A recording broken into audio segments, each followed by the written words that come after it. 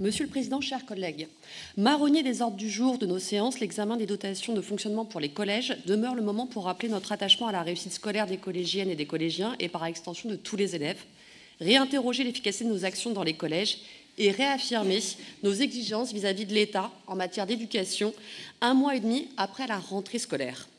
Le 3 octobre dernier, nous avons eu, comme chaque année, une réunion d'information avec Emmanuel Constant et la direction de l'éducation concernant les collèges, avec réponse à nos questions, notamment sur le calcul de la dotation des par établissement, et donc je n'y reviendrai pas. Par contre, j'aimerais attirer votre attention sur la situation des ATTE, dont je salue ici le travail. C'est un métier dur et usant, et ceci ne date pas d'hier. Lorsque nous avons eu le transfert de ces personnels non enseignants lors de l'acte 2 de la décentralisation, nous avons accueilli des personnels fatigués, présentant des pathologies propres à leur métier et très souvent des personnels en plus ou moins long arrêt maladie, soit un nombre important de postes vacants. Malgré des évolutions sur leurs conditions de travail, ce taux de postes vacants reste élevé, provoquant une surcharge de travail pour les agents en poste et donc une dégradation des conditions de travail. Pour permettre un accueil digne et donc des conditions de réussite des collégiennes et des collégiens de notre département, il me semble important de nous poser sur cette question du nombre de postes vacants et non occupés pour raison médicale chez les ATTE. Je sais que côté recrutement, il n'y a pas forcément de miracle.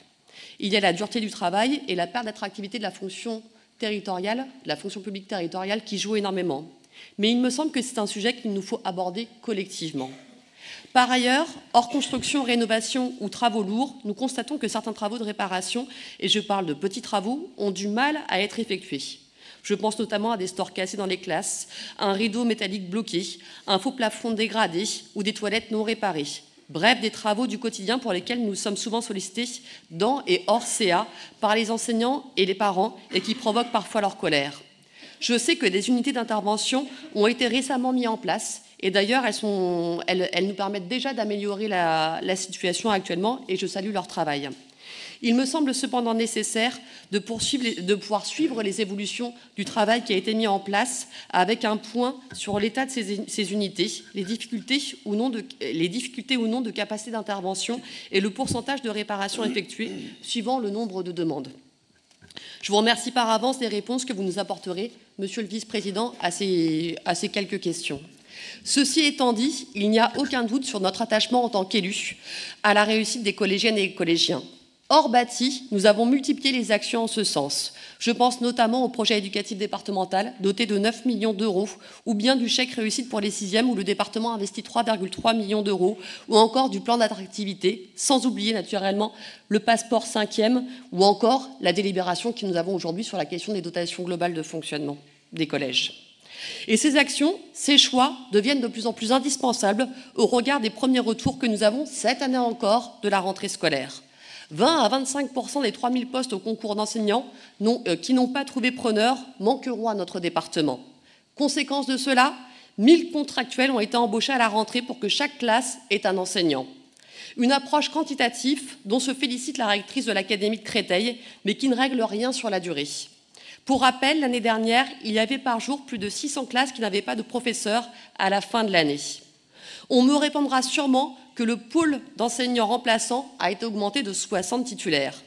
Mais quelle pérennité lorsque l'on sait que ce pôle est réduit à 0 après les vacances de la Toussaint, les remplaçants prenant des postes de permanents. Concernant la question de l'inclusion au milieu scolaire, le manque d'AESH est toujours estimé à 40%, chiffre que ne dément même plus l'Éducation nationale. Et l'annonce dans le projet de loi de finances 2025 de la suppression de 4000 postes d'enseignants auxquels on nous objecte l'augmentation de 2000 postes d'AESH que nous n'arriverons pas à recruter va venir dégrader encore plus la situation de l'école en Seine-Saint-Denis. Face à cette situation, il est indispensable pour nous de prendre toutes les dispositions nécessaires pour sanctuariser l'ensemble des dispositifs que nous prenons pour la réussite de toutes et tous. Affirmer cette sanctuarisation au moment où l'ensemble des collectivités doivent faire un choix budgétaire est essentiel pour montrer notre engagement vers un investissement d'avenir qu'est la réussite des jeunes de notre département.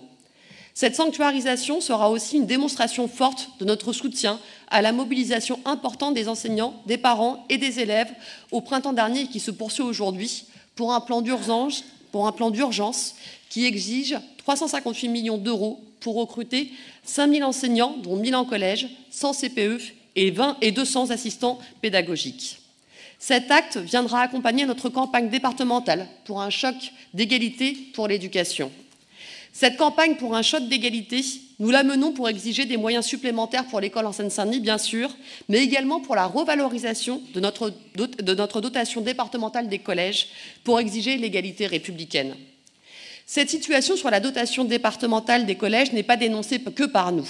Le rapport de la Chambre régionale des comptes, inscrit à notre ordre du jour aujourd'hui, en fait lui-même état. Je cite: la Seine-Saint-Denis, quatrième département le plus peuplé, figure en 38e position en 2018 pour le montant de la dotation départementale des collèges par habitant. Ce mode de fonctionnement accentue les inégalités. Plus de population induit plus d'équipements, donc plus de charges et moins de recettes. Aucune péréquation actualisée ne vient rattraper ce déséquilibre aujourd'hui. Si l'État fait pour l'heure la sourde oreille sur la nécessité d'un plan d'urgence pour l'école, comme sur la revalorisation de cette dotation départementale des collèges, il est indispensable pour nous de continuer à faire entendre ces exigences et de rappeler les responsabilités qu'a l'État sur notre territoire et auxquelles les collectivités sont obligées de pallier encore aujourd'hui. Une manière également de marquer notre refus au projet de la loi de finances 2025, dont l'austérité sera mortifère, autant pour les moyens que nous consacrons au service public départemental de l'éducation que par les coupes dans les budgets de l'éducation nationale. Je vous remercie. Merci. Je passe la parole à Emmanuel Constant pour apporter un certain nombre de réponses. Chers collègues, merci.